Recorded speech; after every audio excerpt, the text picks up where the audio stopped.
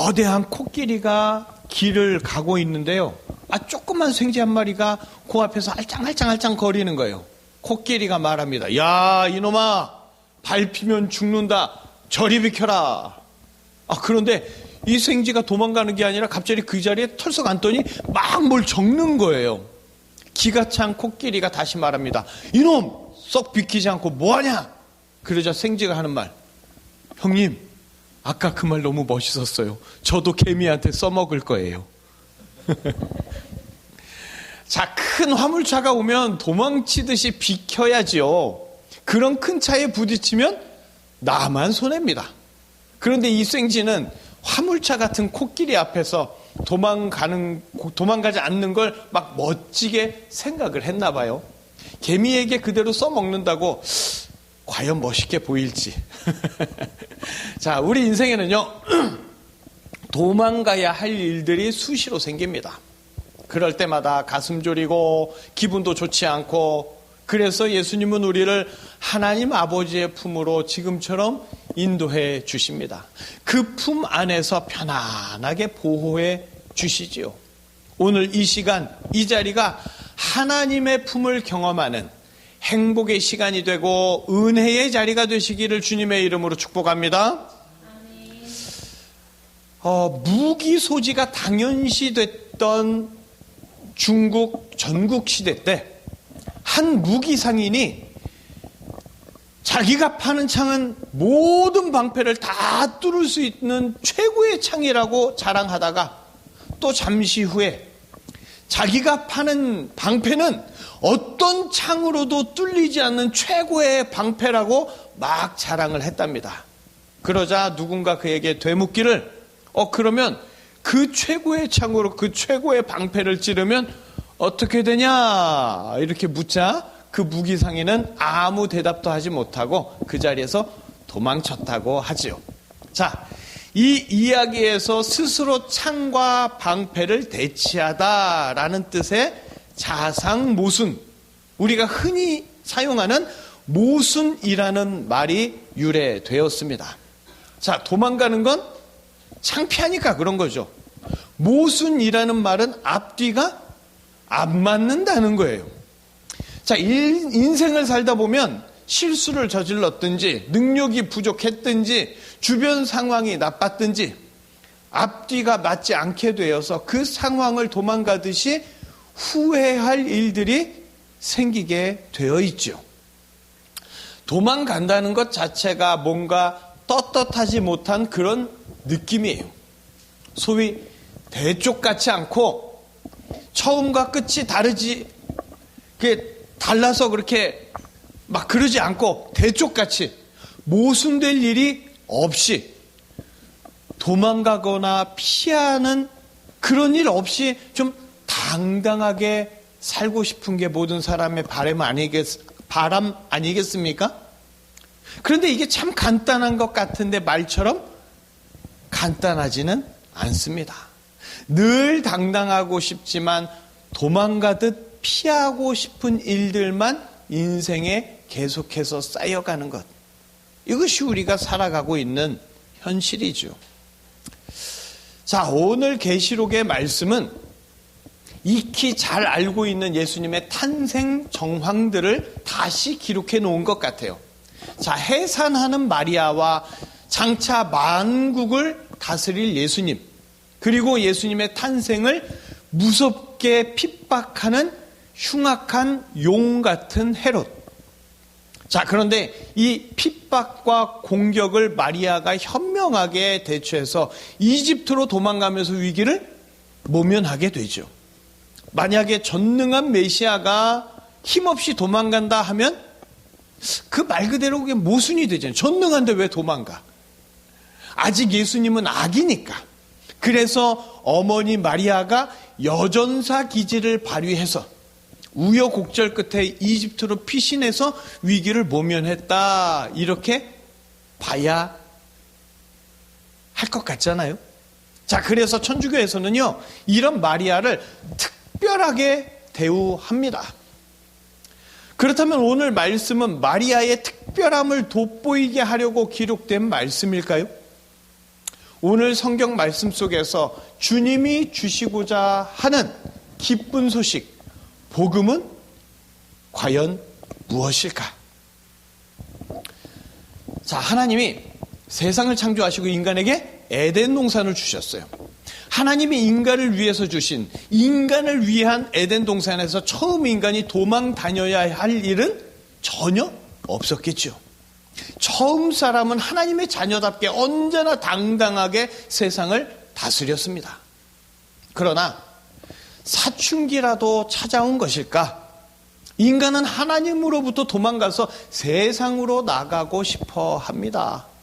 갑갑한 하나님의 품을 벗어나서 넓은 세상을 누비고 싶었습니다.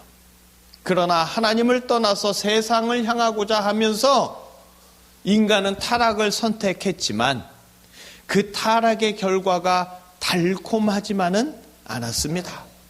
죄와 사망이 가득한 눈뜨고 코 베이는 험악한 세상에서 인간은 시도 때도 없이 공격당합니다. 사탄에게도 공격당하고 자연에게도 공격당하고 여러 사건에 공격당하고 인간 서로에게도 공격당합니다. 시도 때도 없는 공격에 인간은 안전한 보호를 보장받을 길이 없어요. 인생에 언제 어디에서 어떻게 공격해 올지 몰라서 모든 인간은 왠지 모르게 도망 다니는 듯한 인생을 처량하게 살아야만 합니다. 자, 오늘 성경의 말씀 도대체 무슨 뜻일까요? 성경을 해석할 때 성경의 모든 부분을 다 해석하려고 하는 것은 현명한 방법이 아닙니다. 아무리 대단한 신학자라도 유한한 인간이기 때문에 모든 부분을 다 알고 해석할 수는 없는 노릇이죠. 그래서 하나님이 주신 말씀의 핵심이 무엇이냐 그것을 아는데 힘써야 합니다. 작은 부분에 매달리는 게 아니라. 자, 계시록에는요 독특한 해석 방법이 있어요. 이것을 놓치면 계시록 해석 전체가 흔들리면서 이상한 해석으로 흘러가게 됩니다. 계시록은 앞으로의 일, 벌어질 일, 속히 일어날 일. 자, 천주교는요 계시록 12장을 완전히 잘못 해석합니다. 빛나는 해를 옷 입은 한 여자가 아이를 낳았죠. 그 아이는 장차 철장으로 만국을 다스릴 남자라고 하지요. 철장으로 만국을 다스릴 자는 오직 한 분뿐입니다. 누구요? 예수님 뿐이죠. 그 예수 그리스도를 낳은 자가 바로 마리아입니다. 그래서 천주교에서는 마리아를 성모라고 하면서 아주 높은 지위에 올립니다. 이렇게 오늘 성경은 예수님의 탄생에 대한 것처럼 보일 수도 있어요. 마리아가 대단해 보일 수 있어요. 익히 잘 알고 있는 예수님의 탄생 정황들을 다시 기록해 놓은 것 같습니다. 그러나 한번 생각해 보죠. 구약에도 예수님에 대한 부분들이 많이 있죠. 모든 구약이 예수님에 관한 글이라고 신약은 여러 번 말하고 있습니다. 구약의 여러 가지 사건들이 모두 예수님을 가리키고 있지요. 계시록은요 단순히 과거를 기록한 책이 아닙니다. 과거를 영적인 의미로 풀어서 기록한 게 아니라는 거예요. 계시록은 구약이 장차 오실 메시아를 기록한 것처럼 계시록은 부단히 앞으로 속히 일어날 일에 대해서 기록한 책입니다.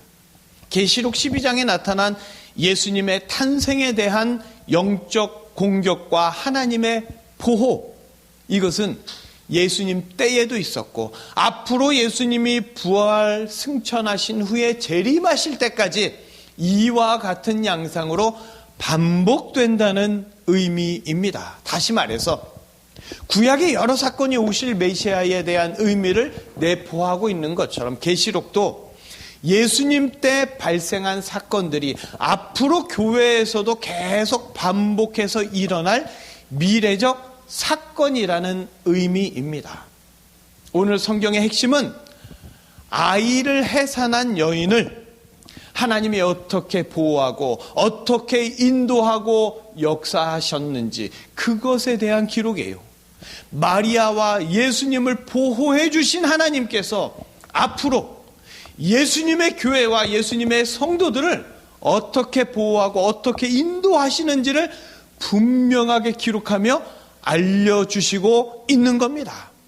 사탄은 예수님이 태어났을 때 헤롯 왕을 통해서 죽이려고 했지요.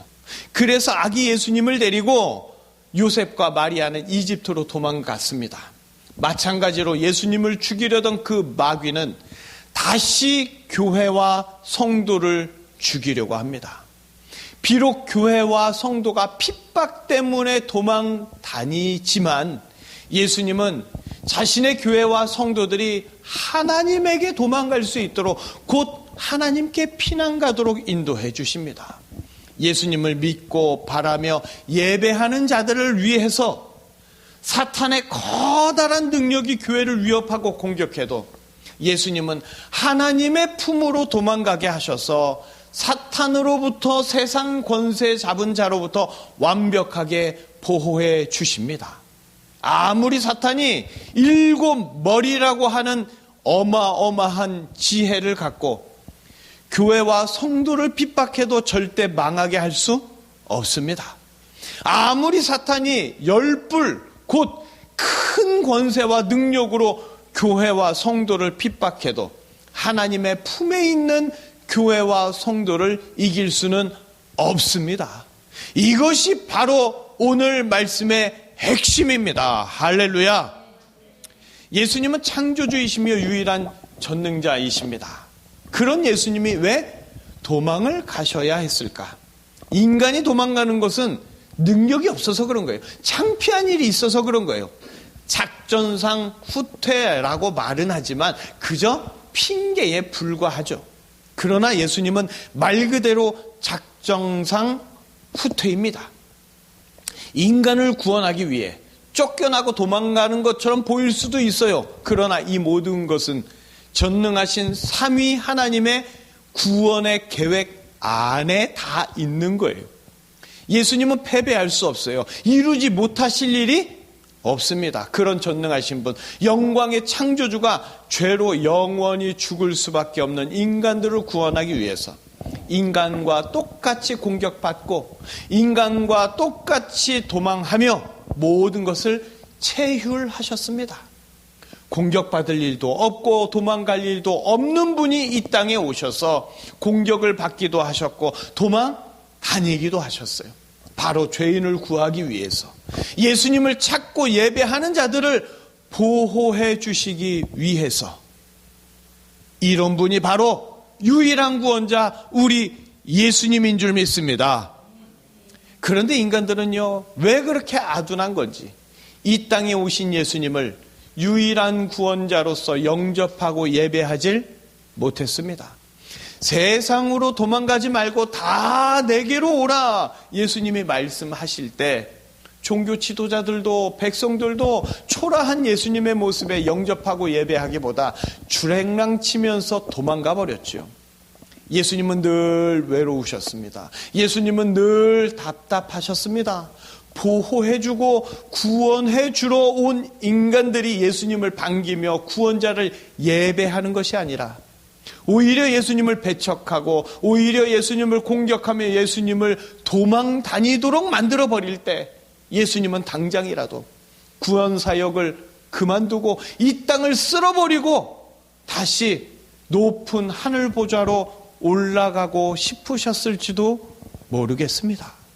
그러나 예수님은 죄와 사망의 공격에 노출된 불쌍한 인간들을 보호하기 위해서 구원의 사역을 절대 멈추지 않으셨습니다.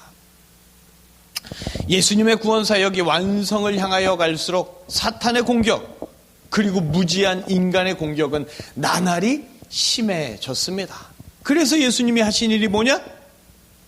도망가신 거였어요. 요한복음 8장 59절 우리 함께 읽어보실까요? 함께 읽겠습니다. 그들이 돌을 들어 치려 하거늘 한 번만 도망가셨냐? 요한복음 10장 39절 함께 읽겠습니다. 그들이 다시 예수를 잡고자 하였으나 그 손에서 벗어나 나가시니라. 전능자 예수님이 구원자 예수님이 인간들의 공격에 때마다 도망 다니셨어요. 예수님이 왜 그렇게 도망 다니셨냐? 예수님이 도망 다니신 건 인간이나 사탄 때문이 아닙니다. 능력이 부족하거나 창피해서가 아니에요. 예수님은 세상 죄를 지고 가는 유일한 어린 양으로서 죽어야 할 때가 정해져 있는 거예요. 요한복음 7장 30절을 우리 함께 읽어보겠습니다. 시작. 이는 그의 때가 아직 이르지 아니하였음이로라. 죄와 사망의 공격에서 죄인을 보호해 주실 구원을 이루기 위해 예수님은 때가 이르기 전에 도망 다니셔야 했습니다. 모든 죄를 홀로 짊어지고 하나님의 어린 양으로 십자가에서 죽으시기 위한, 모든 죄인들을 살리기 위한 예수님의 죽으심은 도망이 아니라 구원의 완성이었습니다. 그리고 이 예수님의 죽으심으로 누구든지 예수님을 믿는 자, 예수님을 예배하는 자는 죄에서 자유한 자로서 하나님의 품에 당당히 안기어 영원히 보호받게 된 줄로 믿습니다. 예배는요, 사탄의 공격으로부터 도망가게 합니다. 예배는 하나님의 품으로 도망가는 것이고 하나님의 품에 안기는 것이 바로 예배입니다. 하나님의 품에 있을 때 사탄도 어떤 인간도 공격할 수 없습니다.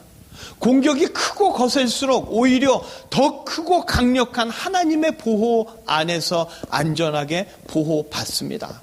그래서 예수님은 사랑하는 자가 사탄에게, 사람에게, 자연에게, 환경에게 공격받고 있을 때 그 사랑하는 자의 손을 잡고 하나님이 예비하신 곳, 곧 예배의 자리로 인도하셔서 예배를 통하여 하나님 품 안에서 사랑하는 자와 교제하며 안전하게 보호해 주십니다. 이런 보호를 위해서, 이런 구원을 위해서 구원자가 도망 다니셔야 했고 전능자가 수치당하셔야 했습니다. 이 놀라운 보호의 구원을 이루신 예수님만이 영원히 경배받으실 예배의 대상자이십니다. 무슨 일을 만나든지 어떤 공격을 받든지 예수님께 예배 드릴 때 바로 그곳, 바로 그 자리에서 하나님이 예비하신 보호의 은혜를 누리게 되는 줄 믿습니다. 하나님으로부터 도망가서 세상에 나가고 싶어 했던 미련한 인간들, 정작 이 세상에서 사탄에게, 환경에, 그리고 다른 사람에게 평생 공격당하고 태어나면서부터도 사망에 쫓기고 도망다니는 비참한 인생을 살게 되었습니다. 그리고 도망의 끝에는 영원히 공격당해야 하는 지옥이 기다리고 있을 뿐이죠. 하나님 아버지는 이런 인간들을 불쌍히 여기셔서 죄와 사망이 다스리는 세상으로부터 떠나 다시 하나님의 품으로 도망쳐 나올 수 있도록 길 잃은 양과 같은 이 땅의 죄인들에게 목자와 같은 예수님을 예비하시고 보내주셨습니다. 양들이 목자를 찾아서 소리 높여 울부짖듯이 구원자 예수님을 찾으며 그 이름을 높이는 자마다 예배를 통하여 하나님 품에 안아주시고 안전하게 보호해 주십니다. 예수님께 예배드리며 예수님의 손을 잡고 나오는 자, 누구든지 하나님 아버지 품에 들어오는 것을 막지 않고 그 품에 안겨 영원히 보호받게 해주신 하나님 아버지의 그 은혜가 예배드리는 모든 자들에게 어마어마한 선물이 되어서 지금도 쏟아져 내리고 있는 줄 믿습니다. 요한계시록을 읽는 초대교회 교인들은 해산한 한 여자가 단지 마리아가 아니라 자신들이라는 걸 알게 되었습니다. 마리아가 위대하니까 그녀를 숭배하는 게 아니라 해산한 한 여자와 같이 이리저리 공격당하는 초대교회 성도들, 바로 자신들을 완벽히 보호해 주시는 예수님께 초대교회 교인들은 예배 드렸습니다. 초대교회 성도들의 예배는 언제나 감격이 넘쳤어요. 하나님의 보호하심이 이 땅에 오신 예수님으로 확실히 증명되었기에 어떤 핍박이 와도 어떤 박해가 있어도 초대교회 교인들은 예배를 드리며 하나님의 품으로 도망갔습니다. 예배를 통하여 예수님의 손을 잡고서 안전하게 보호받은 것이죠. 초대교회 교인들이 무슨 일을 만날 때마다 도망 다니는 것처럼 보였을지 몰라도 실제로는 복음을 들고 세상 곳곳을 누비며 당당할 수 있었던 것, 바로 예수님과 함께하는 진정한 예배 때문이었는 줄 믿습니다. 모든 것을 뚫을 수 있는 창, 모든 것을 막을 수 있는 방패, 이것이 서로 대치되면 앞뒤가 맞지 않는 모순이 됩니다. 인생은요, 어느 한쪽으로 쭉 일관되게 갈 수가 없어요. 인간은 늘 변합니다. 그래서 왔다 갔다 하다 보니까 창피할 때도 오게 되어 있어요. 그래서 도망치고 싶을 때도 있고, 실제로 사망에 쫓겨 도망치는 삶을 살고 있고요. 그러나 누구든지 예수님의 품으로 도망가면 어떤 공격에도 완벽하게 보호받습니다.